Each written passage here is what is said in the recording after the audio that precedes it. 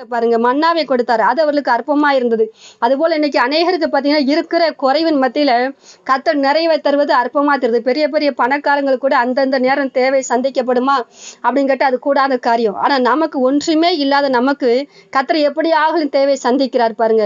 இதெல்லாம் பெரிய ஆச்சரியப்பட வேண்டிய காரியம். அப்ப நம்ம இதுல திருப்தி படணும். ஸ்தோத்திரம், கர்த்தருக்கு மகிமை உண்டாகட்டும். சில நேரங்கள் நம்ம நிலைமை நம்ம குறைவா தெரிஞ்சாலும் கூட மெய்யாகவே சாட்சிக்காக சொல்றேன். நேற்றைய தினம் நான் யோசிக்கும் போது கர்த்தருக்கு நன்றி சொன்னேன். ஏன்னா நமக்கு நிறைய தந்தார் அப்படின்னா அவரை விட்டு என்னைக்கோ போயிருப்போம்.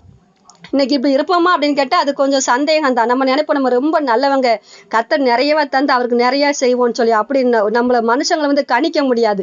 ஆனா குறைவா இருக்க போய் தான் இன்னைக்கு கர்த்தர் என்ன செய்யறோம்னா அவரை உறுதியாய் பற்றி கொள்கிறோம். அந்த குறைவில் அவர் நிறைவை தரும்போது அந்த தேவையை சந்திக்கும் போது நமக்கு நன்றி உணர்வு என்ன செய்யுதுன்னா அதிகமாகுது. ஏன் அப்படின்னா ஒன்றுமே இல்லாத போய் இதை செய்தாரா அந்த பாருங்க அந்த நன்றி உணர்வு அதிகமாகுது பாருங்க. ஆகவே நிறைவா வாழ்றதை விட குறைவா இருந்து பாருங்க, பெரிய குழந்தையா இருந்து அந்த குழந்தை பலவிதமான அலங்காரத்தை உடுத்தி கொண்டு பலவிதமான காரியங்களை அனுபவிப்பதை விட அந்த குழந்தை தாயின் கையில இருக்கும்போது அதுக்கு அதிக சந்தோஷம். அந்த குட்டி குழந்தையா இருக்கும் பாருங்க, அந்த தாயின் கையில இருந்து அப்பப்போ அந்த குழந்தைக்கு எல்லா சாப்பாடும் ஒரு கவலையும் இல்லாம கிடைக்கும். அது கவலைனா என்னன்னே தெரியாது.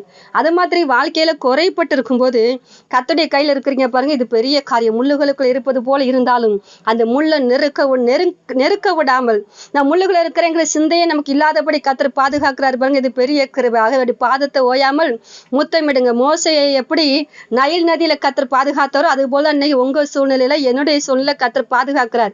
ஆனா நம்ம என்ன செய்யறோம், நன்றி மறந்தவர்களாக இது போதாதுன்னு நினைக்கிறோம். ஸ்தோத்திரம், இது போதாதுன்னு நினைக்காதீங்க. இது பெரிய கிருபை. ஸ்தோத்திரம், இதுக்காக கர்த்தருக்கு நன்றி செலுத்துங்க.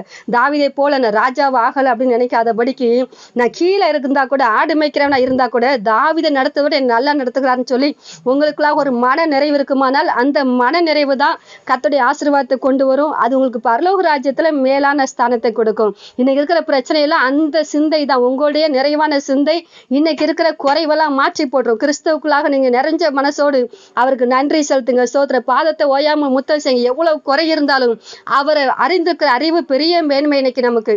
ஆகவே நீங்க உலகத்துக்கு அந்த அறிவு இல்லை. ஒருவேளை கர்த்தருடைய வருகை இருக்குமானால் நீங்க உலகம் எல்லாம் கைவிடப்படும். நாம போயிருவோம் அவர்கிட்ட. அப்போ பாருங்க, இன்னைக்கு ஜீவன் தான் மனுஷனுக்கு ரொம்ப முக்கியம். ஜீவனை காத்து கொள்ளக்கூடிய கிருபையை தந்தாரே. ஆகவே அவரை முத்தமிடுங்க. ஸ்தோத்திரம். ஆராதனை வேளையில அற்பமாய் ஆராதனை என்னாதீங்க. ஸ்தோத்திரம், உந்தன் பாதம் அமர்ந்திருந்து ஓயாமல் முத்தம் செய்வே அப்படின்னு பாடும்போது வேற எதையோ நினைச்சிட்டு பாடாதீங்க. என்ன பாடுறாங்கன்னே காதுல வாங்காம பாடாதீங்க. உண்மையிலே கர்த்தர்ட்ட அன்பு செலுத்தி பாடுங்க. உங்க வாழ்க்கையில கர்த்தர் பெரிய உயர்வை தருவார். ஆமென். ஸ்தோத்திரம், கர்த்தருக்கு மகிமை உண்டாகட்டும். மறுபடியும் அந்த பாடலை